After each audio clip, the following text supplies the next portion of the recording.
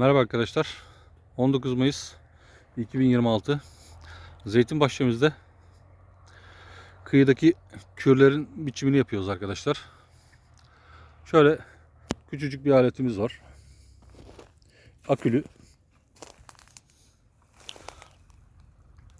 Gayet güzel iş çıkarıyor.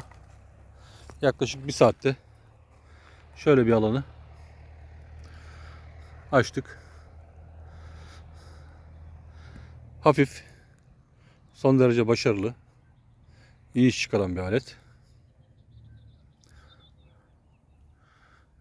Burada yaklaşık 4-5 günde bu alanı tamamen bitirebileceğimizi düşünüyorum.